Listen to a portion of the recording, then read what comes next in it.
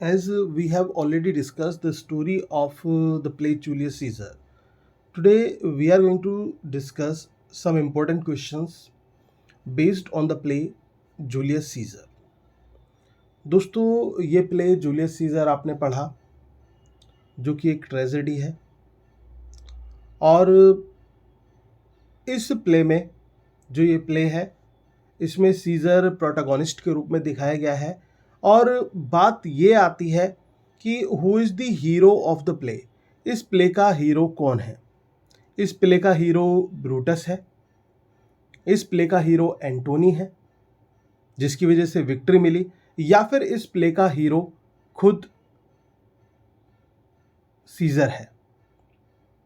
ये main question है क्योंकि सीजर वो कैसे हीरो बन सकता है जो व्यक्ति ये मान के चलो कि हाफ से पहले ही प्ले के उसका एंड हो जाता है, उसकी मृत्यु हो जाती है, वो कैसे हीरो हो सकता है? तो कौन इस प्ले का हीरो है? अगर जो ये क्वेश्चन एग्जाम में आता है आपके कि who is the hero of the play Julius scissor, तो आपका क्या आंसर होना चाहिए? तो दोस्तों आपका आंसर जूलियस सीजर ही होगा। क्यों होगा? पहली बात तो आप देख रहे होंगे कि टाइटल ही जूलियस सीजर पर है। वो व्यक्ति जो मृत्यु के बाद में भी मृत्यु के बाद में भी, मरने के बाद में भी जो अपना इम्पैक्ट छोड़ जाता है। और आपने देखा होगा कि जब उनको सीजर का भूत दिखाई पड़ता है, चाहे वो ब्रूटस हो, कैशियस हो, अदर कॉन्स्पिरेटर्स हो, तो वो डर जाते हैं, पैनिक हो जाते हैं और वो आधी लड़ाई तो वो तभी हार चुके होते हैं जब उनको सीजर का भूत दिखाई देता है। तो सीजर ना होके भी बहुत स्ट्रांग है और वो एंटोनी के रूप में यहाँ पर आता है। एंटोनी जो है वो सीजर के बिहाफ पर बदला लेता है, ऑक्टेवियस सीजर के बिहाफ पर लड़ता है और एज ए रिजल्ट वो जीत भी जाते हैं। तो इसमें कोई डाउट नहीं होगा कि सीजर इस प्ले का हीरो है। देखो अब हम इसके इंपॉर्टेंट क्वेश्चंस डिस्कस करेंगे, ये जो प्ले जूलियस सीजर है। लेकिन उससे पहले एक बार मैं फिर से शॉर्ट में रिवाइज करा देता हूँ जूलियस सीजर प्ले की स्टोरी।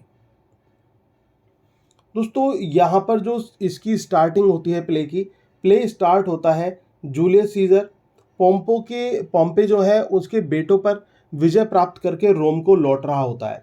और जब वो रोम को लौट रहा होता है तो फ्लेवियस और मैरिलस ये दो कैरेक्टर्स हमें देखने को मिलते हैं जो कि सीजर की इस जीत से बहुत ज़्यादा नाराज है, परेशान है वो, और वो चाहते हैं कि सीजर का स्वागत नहीं होना चाहिए और उनको लगता है कि लोगों को सीजर के हित में नहीं आना चाहिए। इवन वो ये बात तक भी कहते हैं कि सीजर के प्रति जो लोगों का नज़रिया है वो बदल जाना चाहिए। और फ्लेवियस तो यहाँ तक कि ये कह देता है कि जिस तरह से सीजर की स्टैचूज लगाई गई थी रोम में उसके स्वागत के लिए, तो उन स्टैचूज को भी हटा देना चाहिए, रोम से हटा देना चाहिए उन स्टैचूज को भी। ये क्वेश्चन इंपॉर्टेंट बन जाता है, किसने कहा था कि जो मूर्तियां सीजर की लगाई गई थी रोम में सीजर के स्वागत में उनको हटा देना चाहिए? तो फ्लेवियस ने ये कहा था, जो कि वन ऑफ द कॉन्स्पिरेटर्स होता है, उसने ये बात कही थी। अब एक प्रोसेशन चल रहा था और ये जो प्रोसेशन था इसमें एक वहाँ पर फेस्टिवल होता था रोम में जिसका नाम था the festival of Lupercalia. The festival of Lupercalia ये फेस्टिवल था। तो इस फेस्टिवल का जो लीडरशिप कह लें, ऑनरशिप कह लें, उसको ऑर्गेनाइजर कह लें, वो कौन था? वो सीजर कर रहा था। सीजर कर रहा था। अब लोगों में पुराने समय से ही रोम की बात करें तो रोम में भी अंधविश्वास बहुत ज़्यादा है लोगों के बीच में। तो सीजर एक ऐसे ही अंधविश्वास की यहाँ पर बात की जाती है, जबकि सीजर की जो पत्नी है ना कैलिफोर्निया, उसको अंधविश्वासी माना जाता है। लेकिन यहाँ पर सीजर का भी एक, आप इसको फेथ कहें या फिर सुपरस्टिशियस कहें, वो आपके ऊपर डिपेंड करता है। लेकिन अगर जो क्रिटिक्स की राय से देखें तो सुपरस्टिशियस नेचर में इसको काउंट किया जाता है। तो सीजर अपनी पत्नी कैलिफोर्निया से क्या कहता है? सीजर अपनी पत्नी कैलिफोर्निया से कहता है कि जब एंटोनी दौड़ लगा रहा हो, उस प्रोसेशन में चल रहा हो, दौड़ लगा रहा हो, तो एंटोनी के रास्ते में आकर कैलिफोर्निया खड़ी हो जाए। वो ये बात कैलिफोर्निया से कहता है। अब ऐसा क्यों कहता है, क्या इसके पीछे तर्क होता है? ये भी अपने आप में एक क्वेश्चन इंपॉर्टेंट बन जाता है कि सीजर ऐसा क्यों कहता है। वो ऐसा इस वजह से कहता है कि जो बांझ स्त्री होती थी और इस प्रोसेशन में अगर जो वो, क्योंकि एक रिलीजियस प्रोसेशन था, इस प्रोसेशन में अगर जो कोई व्यक्ति उनको छू दे तो वो व्यक्ति जो उस प्रोसेशन का पार्ट था तो उनको संतान होने के चांसेस रहते हैं।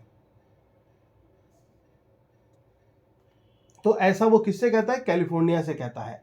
इधर दूसरा एक ग्रुप दिखाया जाता है, यहां पर कैशियस जो कि लीडर है कॉन्स्पिरेटर्स का। षड्यंत्रकारियों का नेता कौन है? कैशियस है। वो ब्रूटस को सीजर के खिलाफ करने की कोशिश करता है। ब्रूटस कौन? Marks Brutus. दो ब्रूटस यहां पर दिए गए हैं, एक तो मार्क्स ब्रूटस है और एक डैशियस ब्रूटस है। तो मार्क्स ब्रूटस को वो सीजर के खिलाफ करने की कोशिश करता है, सीजर के अगेंस्ट कान भरता है। किसके? मार्क्स ब्रूटस के। वो ये कहता है कि सीजर तानाशाही है, सीजर देश के लिए अच्छा नहीं चाहता, तो सीजर जो है, सीजर की ताजपोशी नहीं होनी चाहिए। तो इस पर कैशियस ये कहता है, ठीक है, ब्रूटस ये कहता है कि मैं कैशियस तुम्हारी बात मान भी लूं कि सीजर की ताजपोशी नहीं होनी चाहिए, तो फिर एम्परर कौन होगा, कौन बादशाह बनेगा? तो कैशियस यहां पर एक चाल चलता हुआ कहता है कि तुम ब्रूटस, तुम।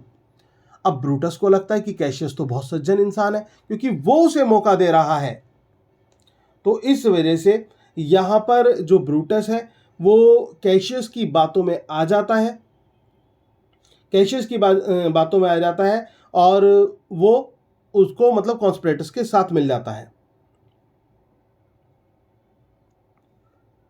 इसके बाद कैशियस और कास्का की मुलाकात होती है। कास्का जो कि एक कॉन्स्पिरेटर होता है और यहां पर वो सीजर के खिलाफ एक षड्यंत्र रचते हैं। अब उसी बीच में सिन्ना भी उनके षड्यंत्र में मतलब उनके बीच में आ जाता है।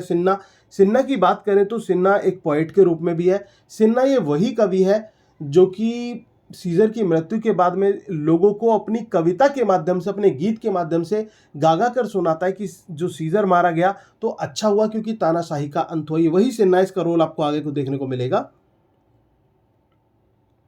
इसके बाद यहां पर ब्रूटस जो है वो कुछ सोच विचार कर रहा होता है। जब ब्रूटस सोच विचार कर रहा होता है तो उस समय उसके मन में ये ख्याल आता है सीजर को लेकर कि जैसे कॉन्स्पिरेटर्स कह रहे थे भाई सीजर को मार देना चाहिए, सीजर को मारा जाना चाहिए, तो उसको लगता है कि क्या वास्तव में सीजर को मारा जाना चाहिए।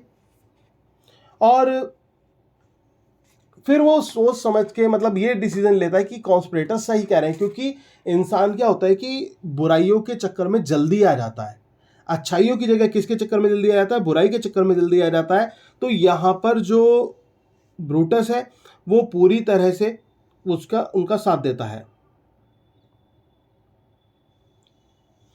अब इसी बीच में कैशियस ये सोचता है, कैशियस के दिमाग में ये आता है भाई आज अगर जो हमने चलो सीजर को मार रहे हैं तो सीजर का बदला लेने के लिए एंटोनी खड़ा हुआ है।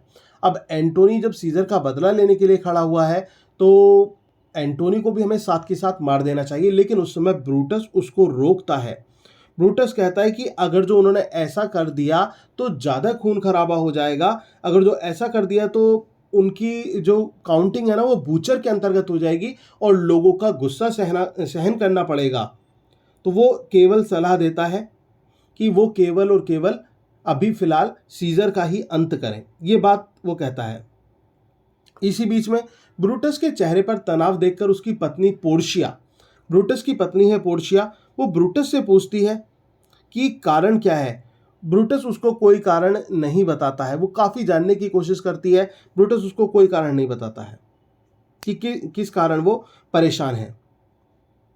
अब इसी बीच में सीजर को बुलावा जाता है।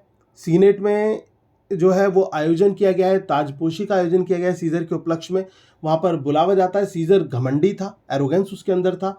ये सीजर की कमी कह लीजिए, क्वालिटी कह लीजिए, जो भी आप कहेंगे, वैसे माइनस डिमेरिट है सीजर का। सीजर एरोगेंट था, उसका एरोगेंस ही उसको ले बैठता है और वो कहता है हाँ जाकर कह देना सीजर जरूर आएगा।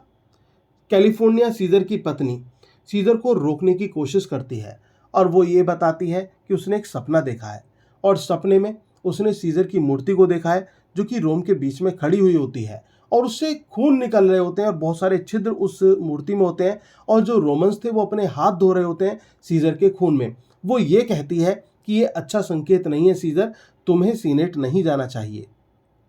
वो ये कहती है अगर जो तुम मेरी इस बात को ना मानो तो कम से कम जो वॉचमैन ने एक दृश्य देखा है, जब वो कब्रिस्तान में पहरा दे रहा था तो उसने देखा जो रोम की कब्र थी उन पे से मिट्टी हट रही थी और जो रोमन्स थे वो जिंदा हो रहे थे, जो डेड रोमन्स थे वो जिंदा हो रहे थे। तो वो व्यक्ति जो वॉचमैन था वो भगा भगा जब पैलेस की तरफ आ रहा था तो उसने रोम की सकरी सी गली में क्या देखा, उसने रोम की सकरी सी गली में देखा कि एक लॉयनेस है, एक शेरनी है, उसने बेबी कब को जन्म दिया है और वो डर के मारे भागकर आ जाता है। अब वो कहती कि कब्र का खुलना, मुर्दों का जिंदा होना अच्छा संकेत नहीं है। इसका मतलब षड्यंत्रकारी अपने जो मंसूबा है उसको अंजाम देने वाले हैं। और दूसरी तरफ शेरनी का रोम की पतली गलियों में अपने बच्चे को जन्म देने का मतलब यह है कि षड्यंत्रकारी निडर होकर रोम की गलियों में इधर उधर घूम रहे हैं। तो वो सीजर को सलाह देती कि सीजर मत जाओ। तो सीजर कहता है ठीक है भाई, नहीं जा रहा मैं, लेकिन तू ये तो बता कि मैं कहूँगा क्या। तो वो कहती है बता देना कि मैं बीमार हूँ। तो सीजर कहता है शैल सीजर सैंडेल है, क्या सीजर झूठ बोलेगा? तो इसका मतलब सीजर झूठ नहीं बोलता था। तो वो जाके जैसे जैसे कैलिफोर्निया ने कहा वो सारी बातें उनको बता देता है। अब वहाँ से डैशियस ब्रूटस जो कि एक ज्योतिषी है उसको ड्रीम को इंटरप्ट करके भेजा जाता है सीजर के पास और ड्रीम का अच्छा साइन बता देता है कि तुम्हारी मूर्ति का रोम के बीच में खड़े होने का मतलब यह है कि तुम्हारे आने वाली जनरेशन भी तुम्हारी तरह ही स्ट्रांग होंगी। और जो रक्त में हाथ धोने का मतलब यह है कि तुम्हारा जो रक्त है, तुम्हारी जो बलबुद्धि है वो रोम की जनता में प्रवाहित होगी। तो सीजर ये एक अच्छा साइन है। तो कैलिफोर्निया से कहता है तुम वैसी बात कर रही थी, देखो कितना अच्छा संकेत है, अब तो सीजर जरूर जाएगा। सीजर अब किसी के नहीं मानता और सीनेट की तरफ निकल पड़ता है। अब सीनेट में आपको पता है कि क्या होना था। सीनेट में जितने भी ये षड्यंत्रकारी थे ये सारे के सारे, चाहे आप ट्रिबोनियस कहें, चाहे आप मेटिबुलस सिम्बर कहें या फिर कास्का कहें, कैशियस कहें, ये सारे के सारे जितने भी षड्यंत्रकारी थे वो सीजर के खिलाफ पहले ही मोर्चा खोले हुए थे और उन्होंने सोच लिया था कि आज सीजर को जो है वो खत्म कर देना है, सीजर को मार देना है। अब सीजर को जब वहां पर ले जाया जाता है तो वहां पर सीजर से एक मांग रखी जाती है। सीजर से मांग रखी जाती है प्लेबियस सिम्बर जिसको सीजर ने एक्सपेल कर दिया था, वहां से निकाल दिया था रोम से, तो उसको वापस लाने की मांग वो रखते हैं। केवल एक बहाना था क्योंकि षड्यंत्रकारी को कुछ ना कुछ कारण तो चाहिए था। तो वो सीजर मना कर देता है। वो कहता है कि जो भी गद्दार होगा, जो देश के खिलाफ जाएगा, मैं उसको रोम से निकाल दूंगा। कैशियस, मुझे तुम्हारा पता चला तुम गद्दार हो तो मैं तुम्हें निकाल दूंगा। ब्रूटस, तुम्हारा पता चला तुम गद्दार हो, मैं तुम्हें निकाल दूंगा। और सीजर खुद को कहता है कि अगर जो किसी ने ये प्रूफ कर दिया सीजर गद्दार है तो सीजर खुद रोम को छोड़ देगा। वो ये बात कहता है। अब वो बात नहीं मानता तो जो षड्यंत्रकारी होते हैं they fall upon Caesar one by one.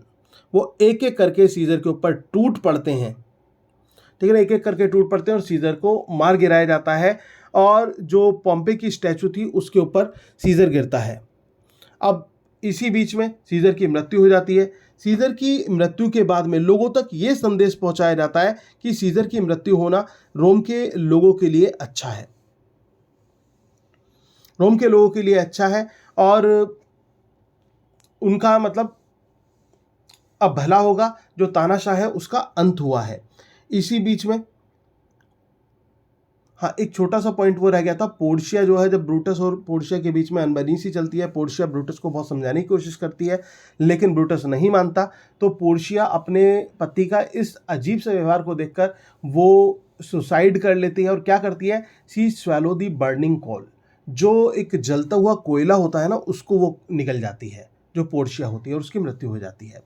उधर ये मारा जाता है। एंटोनी को ये बात जब पता चलती है तो एंटोनी षड्यंत्रकारियों से बदला लेना चाहता है, लेकिन अगर वो डायरेक्ट बदला लेगा तो उसे पता है उसका हाल भी वही कर दिया जाएगा जो सीजर का हुआ। अब वो षड्यंत्रकारियों के पास जाता है, षड्यंत्रकारी उसको अपने गुट में शामिल करने की कोशिश करते हैं। तो यहां पर एंटोनी एक चाल चल देता है।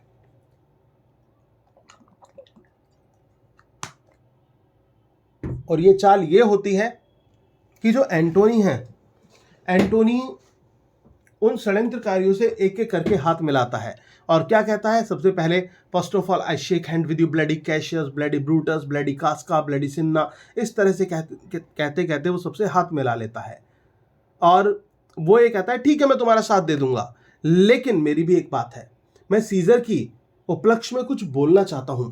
सीजर ने जो किया था उसके पक्ष में मैं कुछ बोलना चाहता हूं और वो क्या बोलना चाहता है, वो सीजर के बारे में लोगों को बताना चाहता है, सीजर ने के अचीवमेंट्स के बारे में बताना चाहता है। तो षड्यंत्रकारी कहते हैं ठीक है हम तैयार हैं, तुम सीजर की उपलब्धियों के बारे में बता देना लोगों को, लेकिन उससे पहले किसकी स्पीच होगी, उससे पहले जो स्पीच होगी वो होगी ब्रूटस की स्पीच। सीजर इस बात जो वो है एंटोनी इस बात को मान लेता है।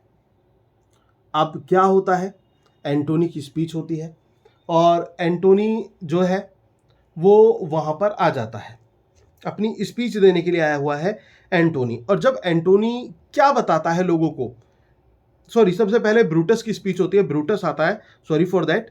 जो ब्रूटस है वो लोगों को वही चीज बताता है जो जूलियस सीजर के बारे में, कि सीजर तानाशाही था, सीजर का अंत हुआ।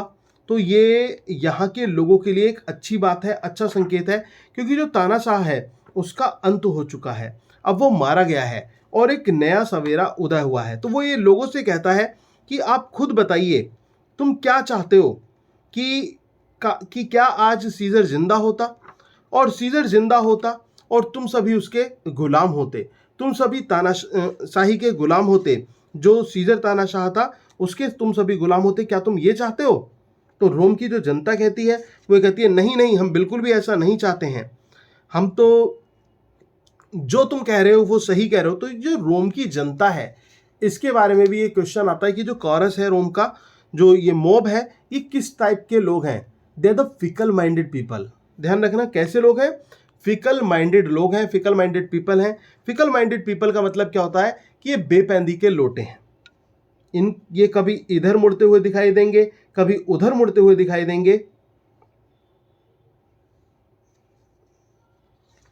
इस तरह से यहाँ के जो लोग हैं वो दिखाई पड़ते हैं।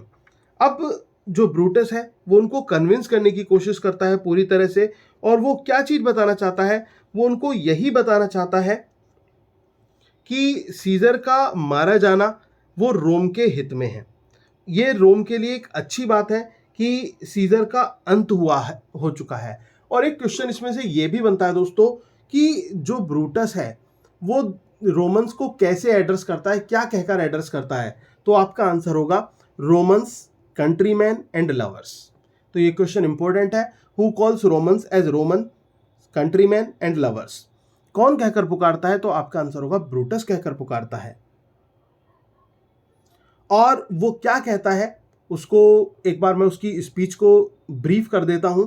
जो स्पीच वो कहता है वो कहता है, रोमन्स, मेरे देशवासियों, मेरे प्रेमियों, मुझे मेरे लिए सुनो और शांत हो जाओ, शांत होकर जो मैं बात कह रहा हूं उसको सुनो, मेरे सम्मान के लिए सुनो।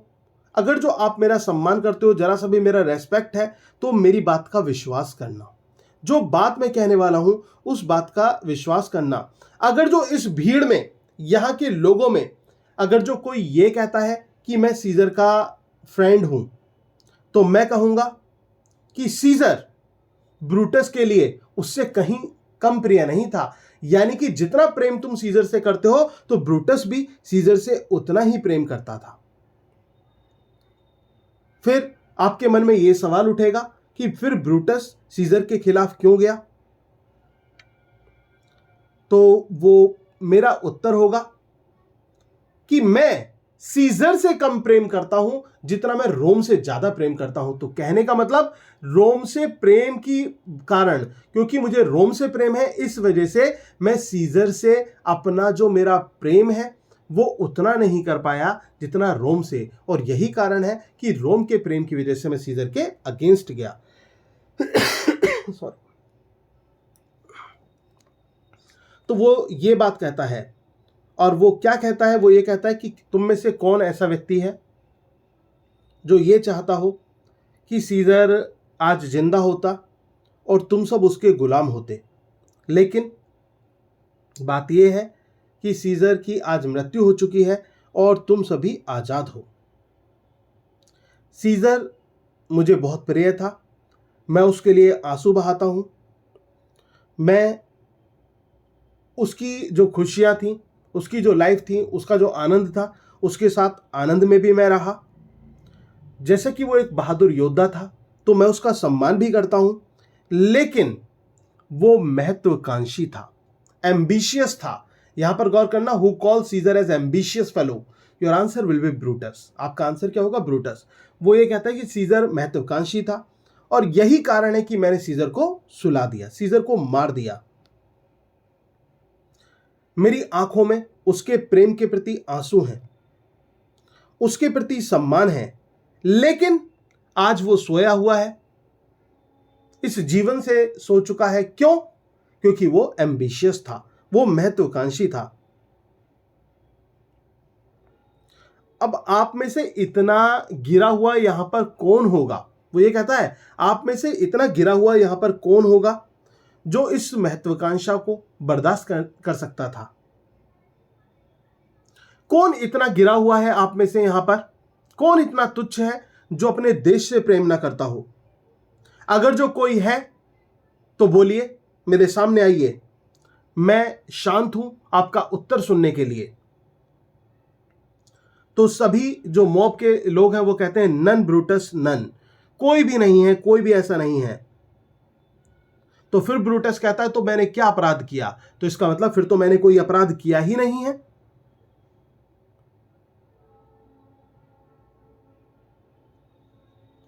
अगर आपको लगता है कि ब्रूटस ऐसा एम्बिशियस हो जाता है तो जो मैंने सीजर के साथ किया वो आप मेरे साथ भी कर सकते हो।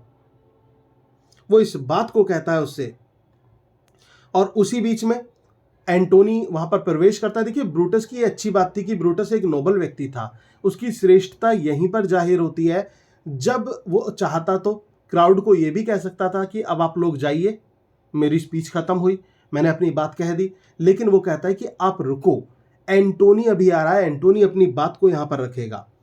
तो वो एंटोनी के लिए लोगों को रोकता है। देखिए कितनी बड़ी बात है, एक अपोजिट साइड होते हुए, दुश्मन होते हुए भी वो एंटोनी के लिए लोगों को रोकता है। और क्या कहता है? देखो, एंटोनी आ रहा है और वो सीजर की डेड बॉडी को लेकर आ रहा है और वो सीजर के बारे में कुछ बोलना चाहता है, कुछ कहना चाहता है।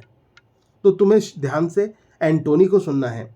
जो वहां के जो लोग हैं वो ब्रूटस की जय जयकार करना चालू कर देते हैं कि ब्रूटस की जय हो, ब्रूटस की जय हो। तो तभी वहां पर एक जो व्यक्ति है भीड़ में से ही, वो ये कहता है कि हमें ब्रूटस के घर तक सम्मान उसको देना चाहिए, हम सभी को एक जुलूस निकालना चाहिए और वहां तक चलना चाहिए उसके सम्मान में। और दूसरा कहता है कि एक काम ना करें, हम सीजर की मूर्तियों की जगह यहां पर ब्रूटस की और ब्रूटस के जो पूर्वज हैं उनकी मूर्तियां लगा देते हैं। तो तीसरा बोलता है एक काम करते हैं, हम इसको सीजर की जगह रिप्लेस कर देते हैं, सीजर ही बना देते हैं।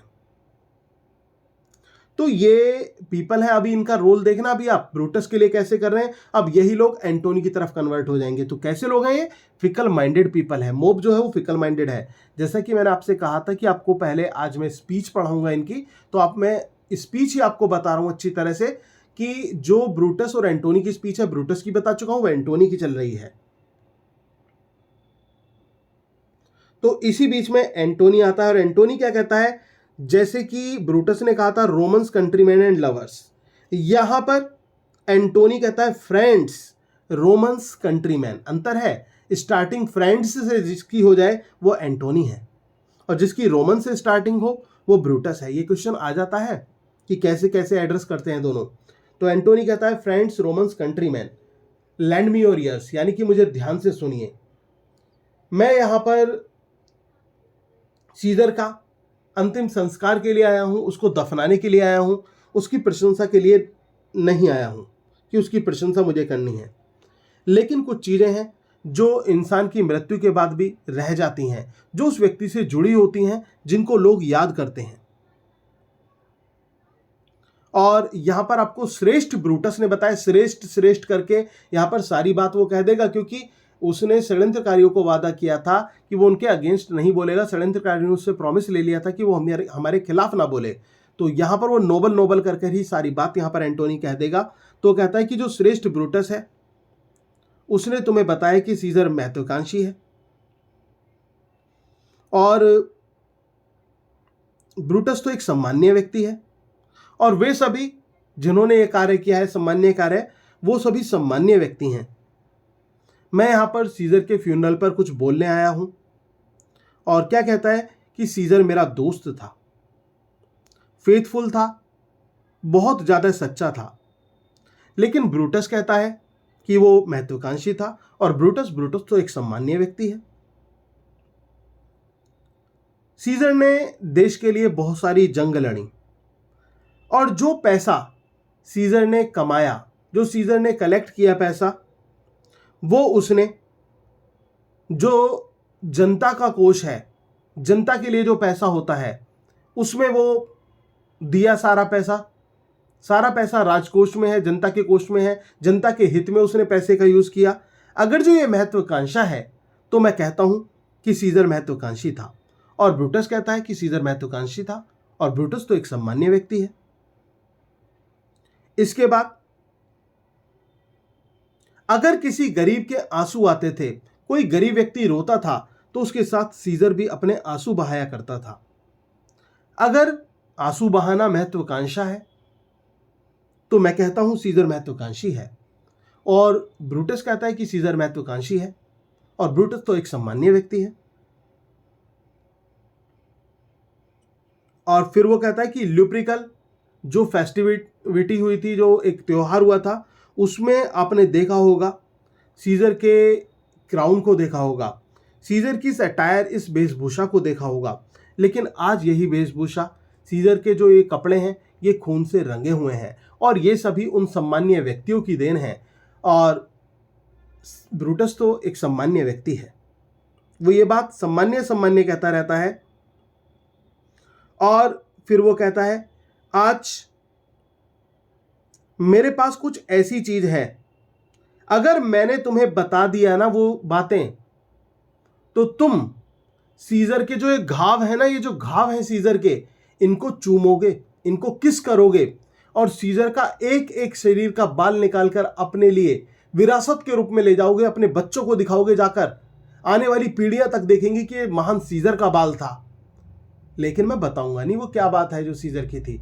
ये ऐसा क्यों कर रहा है? क्योंकि आपने देखा होगा कभी कभी घर में जो बड़े लोग हैं या फिर अदर्स हैं, वो क्या करते हैं, आपको कहते हैं चल तुम्हें एक बात बताऊं, तो आप कहते हो हाँ जी बताइए, चल छोड़ कल बताता हूँ, परसों बताता हूँ। अब आपका एक्साइटमेंट और ज़्यादा बढ़ जाता है, पेट में चूहे से कूदने लगते हैं कि मतलब बात क्या है, आप जानना चाहते हो, आपके अंदर क्यूरियोसिटी आ जाती है, और वही काम एंटोनी करता है। इसके बाद जब जनता ज़्यादा ही वो बात जिद करती है, और जहां पर जनता, देखिए एक पहला सिटीजन कहता है मुझे लगता है कि एंटोनी कुछ कहना चाहता है, इसकी बात में कुछ दम है, और दूसरा कहता है मुझे भी लग रहा है सीजर के साथ कुछ गलत हुआ है, मुझे लग रहा है, और तीसरा कहता है ये जो महत्वाकांक्षी कर रहा है ना, और ये सम्मान्य कर रहा है, अब सम्मान्य व्यक्ति मतलब ऐसा कैसे कर सकता है। तो अब जो जनता है वो घूमने लगी है एंटोनी की तरफ। अब एंटोनी जो है वो बात बताता है, क्या कहता है वो, एक तो यही बात बताता है कि सीजर की जो जितनी भी प्रॉपर्टी थी वो सीजर ने रोम की जनता को दे दी है। अगर जो ये महत्वाकांक्षा है तो मैं कहता हूं सीजर महत्वाकांक्षी था, और ब्रूटस तो एक सम्मान्य व्यक्ति है। इसके अलावा सीजर ने सभी सिटीजन्स को 75 सिल्वर ड्रैक्मस ईच देने का वादा किया, यानी कि 75 चांदी के सिक्के हर व्यक्ति को देने का वादा किया था अपनी मृत्यु के बाद में। जो उसकी विल है, वसीयत पढ़ रहा है वो उसके बारे में बताता है। अब सारे के सारे जो लोग हैं वो एंटोनी के फेवर में आ जाते हैं, एंटोनी के फेवर में आ जाते हैं, और जो सीजर की जय जयकार करना चाहते हैं करने लगते हैं, एंटोनी की जय जयकार करने लगते हैं। और इवन जो पहला सिटीजन है वो क्या कहता है, हमें एक विद्रोह कर देना चाहिए, हमें खिलाफ हो जाना चाहिए। किसके खिलाफ हो जाना चाहिए? हमें सीजर के खिलाफ हो जाना चाहिए। दूसरा कहता है एक काम ना करें, हमें कैशियस के खिलाफ हो जाना चाहिए, ब्रूटस के खिलाफ हो जाना चाहिए। दूसरा कहता है एक काम करते हैं, हम ब्रूटस के घरों में आग लगा देते हैं। तीसरा कहता है आग लगाने से पहले खिड़की उखाड़ के ले आएंगे, दरवाजे उखाड़ के ले आएंगे उनके घर के। अब भाई उनके घर में भी काम आ जाएंगे वो खिड़की दरवाजे, तो यहाँ पर थोड़ा सा ह्यूमर टच भी दिया है। तो इस तरह से वो बातें करते हैं। तो देखिए आप रोम की जनता कैसी है, ये फिकल माइंडेड है। अब यहाँ पर रोम की जनता किसके खिलाफ हो चुकी है? खिलाफ हो चुकी है ब्रूटस और अदर कॉन्स्पिरेटर्स के खिलाफ हो चुकी है। उधर इनकी नींदें उड़ चुकी हैं। अब कैशियस, क्योंकि बुराई के साथ भी काफी लोग होते हैं, कैशियस ने क्या किया?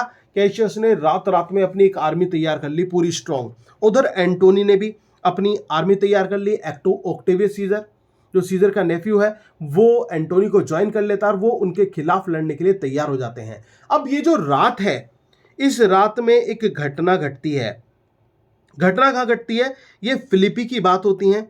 फिलिपी में जब ब्रूटस अकेला घूम रहा होता है तो वहां पर रात के समय उसको सीजर का भूत दिखाई देता है। ठीक है ना, उसको सीजर का भूत दिखाई देता है और यहीं पर वो आधा, तो एक तरह से ये माने कि आधा युद्ध तो वो यहीं पर एक तरह से हार जाते हैं, क्योंकि सीजर का भूत दिखना, क्योंकि इंसान से इंसान नहीं डरता, इंसान भूतों से ज्यादा डरता है। और उधर ब्रूटस और कैशियस जो है, दोनों अपनी अपनी सेना लेकर वहां पर फिलिपी के मैदान में एक दूसरे के खिलाफ आ जाते हैं और दोनों की तरफ से युद्ध चलता है। अब इसी बीच में कैशियस और जो उसके साथी हैं उनको एंटोनी घेर लेता है और वहां पर जो ये लड़ाई चल रही होती है, मतलब बहुत एक तगड़ी लड़ाई होती है। किस किस के बीच में?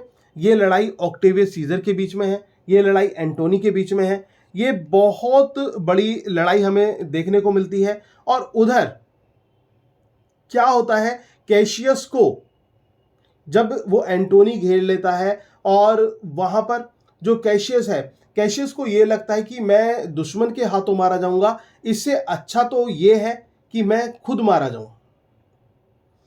जाऊं।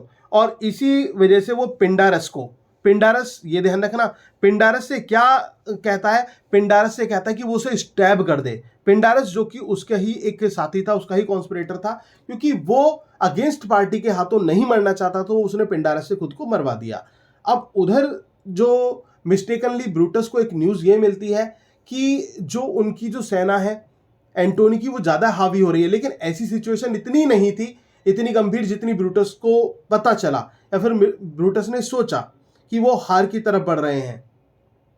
अब ब्रूटस क्या कहता है? ब्रूटस ये कहता है कि कहीं मुझे कोई और ना मार दे तो स्टार्टो से, जैसे कि कैशियस ने पिंडारस से कहा था ना उसको छुरा घोंप दे, और ऐसे ही ब्रूटस स्टार्टो से क्या कहता है? उसकी तलवार पकड़ने को कहता है। उल्टा हुआ है। जो ध्यान रख लेना, पिंडारस जो था वो तो लेकर आया था, उसने तो स्टैब किया था कैशियस को, उसके कहने पर साथी ने साथी को मारा है, और कोई दुश्मनी में नहीं, अपने आप मरवाया उसने।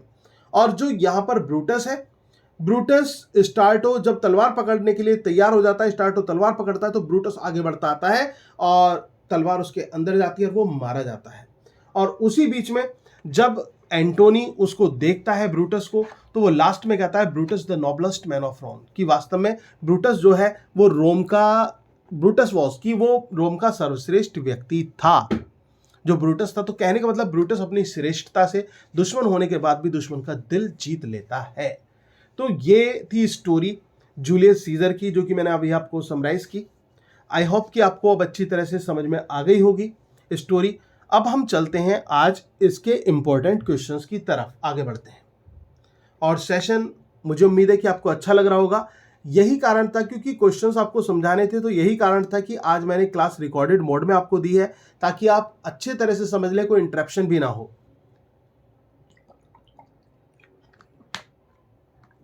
कुछ चीज़ें लाइव अच्छी होती हैं, कुछ रिकॉर्डेड अच्छी होती हैं। तो जो क्वेश्चंस मैं बाद में आपसे डिस्कस करूंगा, जो आपका टेस्ट होगा, वो आपका लाइव ले लेंगे, बट फिलहाल ऐसे समझिए। Cowards die many times before their death, but valiant never taste of death but once. कायर अपनी मृत्यु से पहले कई बार मरता है, लेकिन जो बहादुर होता है वो अपनी मृत्यु को केवल एक बार चखता है। किसने कहा था ये सीजर ने कहा था। Let us be sacrificers but not butchers Caius. Who is the speaker? कौन कहता है कि हमें सैक्रिफायर्स होना चाहिए, बूचर्स नहीं होनी चाहिए? काइस कैशियस। ये तब की बात है जब कैशियस उससे कहता है ना कि एक काम करें, एंटोनी को भी मार दे। मैंने आपको बताया था ना बूचर वाली बात, कि वो कहता है कि कसाई नहीं बनना है हमें, तो ये ब्रूटस कहता है I have a man's mind but a women's might. मेरे अंदर आदमी का दिमाग है लेकिन औरत की शक्ति है। कौन कहता है? ये ब्रूटस की पत्नी पोर्शिया कहती है। Caesar should be a beast without a heart if he should stay at home today for fear. ये क्या, कौन कह रहा है कि अच्छा है सीजर के अंदर दिल ही ना हो? ठीक है ना, अच्छा है सीजर के अंदर दिल ही ना हो। अगर वो आज डर की वजह से घर में रुकता है तो चूड़ियां पहन ले सीजर। वो यही बात कहना चाहता है एक तरह से। तो ये कौन कह रहा है? खुद सीजर कह रहा है अपनी पत्नी कैलिफोर्निया को समझाते हुए। He thinks too much, such man are dangerous. Who is speaking and to whom? कौन किससे बोल रहा है? ही थिंक्स टू मच, ये Caesar to Antony, Caesar to Antony. Shakespeare also wrote Roman plays which include, Shakespeare ने Roman plays भी लिखे थे जिसमें कार्लिनस है, जूलियस सीजर है, एंटोनी क्लोपेट्रा है, ऑल द थ्री, तीनों हैं। The play Julius scissor is a, जो ये जूलियस सीजर है किस प्रकार का प्ले है? ये फार्स है, ये हिस्टोरिकल प्ले है, ये ट्रेजी कॉमेडी है, ये प्योर रोमांस है। अगर जो हम इन चार ऑप्शंस में से देखें तो ये हिस्टोरिकल प्ले है, और रोमन टच है तो रोमन ट्रेजेडी भी में भी ये काउंट होता है। Who was the conspirator against Caesar in the play Julius Caesar? Julius Caesar में सीजर के खिलाफ षड्यंत्रकारी कौन था इनमें से? मार्क्स ब्रूटस था, ऑब्वियसली था। कैशियस था। डेशियस ब्रूटस था, वो भी था। ऑल द थ्री थे, यानी कि हाँ ऑल द थ्री थे, तीनों थे। The first scene of act first opens, जो पहला दृश्य है एक्ट फर्स्ट का, वो कहाँ पर ओपन होता है?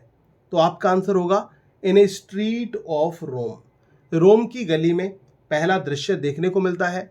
Who is the Brutus, who is the Brutus in Julius Caesar? Brutus wife है, ये इनकम्प्लीट रह गया है तो इसे पूरा कर लेना। ब्रूटस की पत्नी कौन है जूलियस सीजर प्ले में? आपका आंसर होगा Portia. After the death of Julius Caesar the list of triumvirs include, जब जूलियस सीजर की मृत्यु हो गई थी तो जो ट्रम्वीर थे, जो तीन ग्रेट पीपल थे, जो लेजेंड से थी, वो कौन थे? ऑक्टेवियस सीजर था, मार्क्स एंटोनियस था और लेपिडस था। ये तीनों थे। Who is the wife of Julius Caesar? Julius Caesar की पत्नी का नाम क्या है? मालूम ही होगा, कैलिफोर्निया सीजर की पत्नी है। कितने सीन हैं प्ले जूलियस सीजर में? 18 scenes.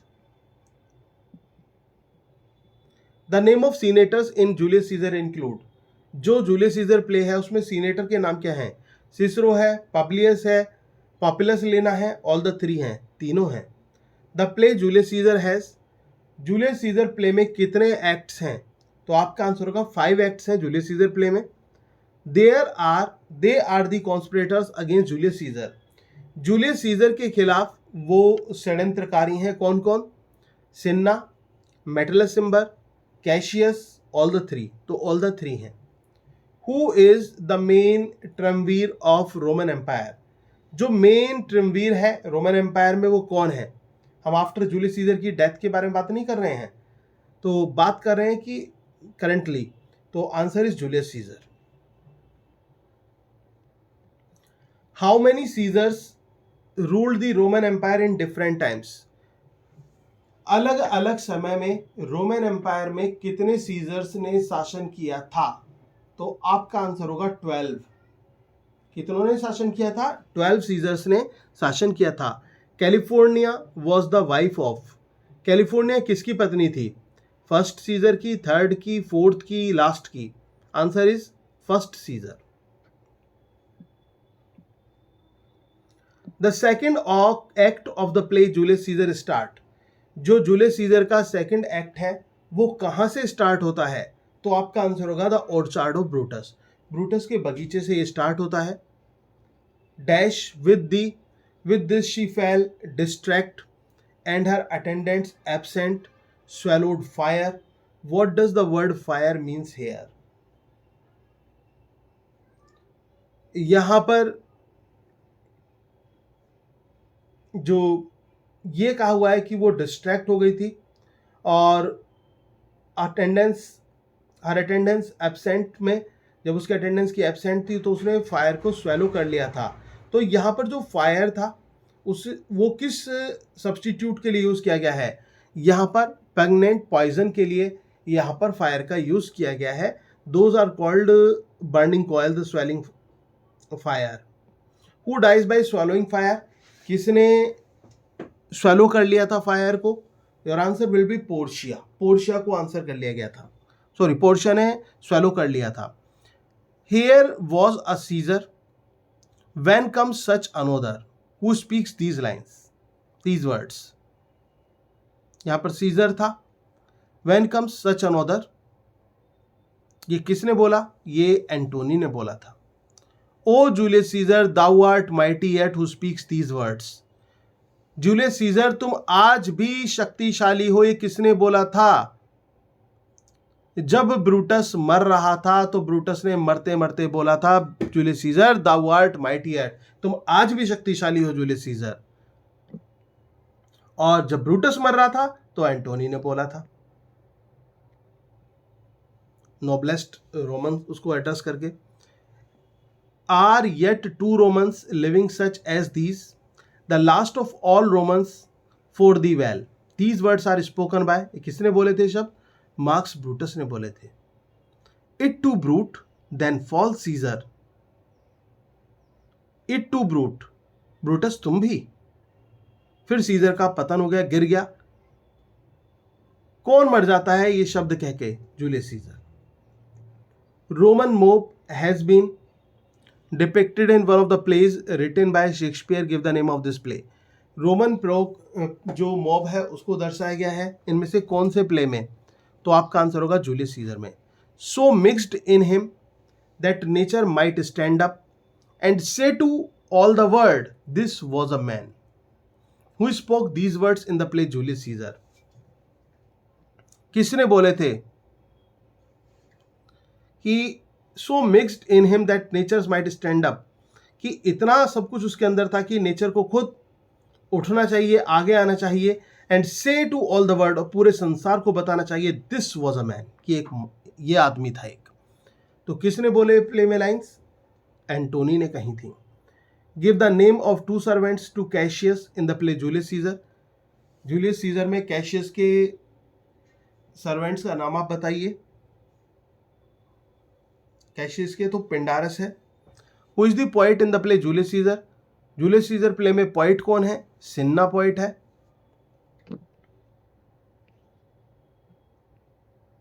The mob in the play Julius Caesar acts like the dash in Greek drama। जो मोब है जूलियस सीजर में वो इस तरह से एक्ट करती है जैसे कि ग्रीक ड्रामा में क्या देखने को मिलता है? कॉरस देखने को मिलता है। Which one is odd in the following? इनमें से ओड कौन सा है? मार्क्स ब्रूटस है, डैशियस ब्रूटस है, सिन्ना है, मालकॉम है। मैलकॉम है क्योंकि मैलकॉम और डोनाल्ड आप जानते हैं कि ये इस प्ले से बिलोंग नहीं करते, तो इस वजह से है ये। Which supernatural element finds place in the play Julius Caesar? Julius Caesar में से जूलियस सीजर प्ले में कौन सा सुपरनेचुरल एलिमेंट हमें इनमें से देखने को मिलता है? विच स्पिरिट, घोस्ट, मॉन्स्टर क्या देखने को मिलता है? तो आपका आंसर होगा घोस्ट, सीजर का भूत जो आया था। Who requests to Antony to touch California in the holy chase at the Lupercal so that she might be cured of sterility? कि स्टेरिलिटी से सॉरी कर्ज नहीं, cured of, that was a slip of tongue. तो sterility से उसका इलाज हो जाए, जो बांझपन का उसका इलाज हो जाए कैलिफोर्निया का। किसने कहा था कि होली चेस में वो एंटोनी को का टच करा ले? तो जूलियस सीजर ने कहा था। Good friends go in and taste some wine with me and we like friends will straightway go together. ये किसने बोला था? कि चलो एक काम करते हैं दोस्तों, साथ में शराब पीते हैं और फिर सीधी सीधी बात करेंगे, जूलियस सीजर ने कहा था। तो ये आपके इम्पोर्टेंट क्वेश्चंस जो हैं जूलियस सीजर को लेकर ये कंप्लीट होते हैं, और इसके साथ मैंने आपको समराइज़ कराई इसकी। तो उम्मीद है कि आपको जो क्लास है और जो प्ले है जूलियस सीजर वो आपको अच्छी तरह से समझ में आया होगा। कल एक नेक्स्ट प्ले लेकर हम आते हैं, कल नेक्स्ट प्ले स्टार्ट करेंगे। और कल भी आपकी जो क्लास है, क्योंकि रिकॉर्डेड सेशन जो स्टोरी का सेशन है उसमें लाइव जाने की कोई आवश्यकता नहीं होती है, तो जो स्टोरी वाला सेशन है वो रिकॉर्डेड ही होगा। और जब इसका रिवीजन मुझे कराना होगा, मतलब डे आफ्टर टुमारो मान के चलिए, then will come live at 7 o'clock sharp in the evening. तो मैं आपसे जितना मैंने अभी तक आपको पढ़ाया है प्लेस को लेकर, वो सभी रिवाइज आपसे कराया जाएगा। आपका एक तरह से ओरल टेस्ट आप मान लीजिए कि आपका ओरल टेस्ट होगा दोनों प्लेस जो आपको पढ़ाए गए हैं उनका। तो आप अच्छी तरह से अपनी तैयारी करते रहें, मेहनत करते रहें। So till then have a good time, see you tomorrow.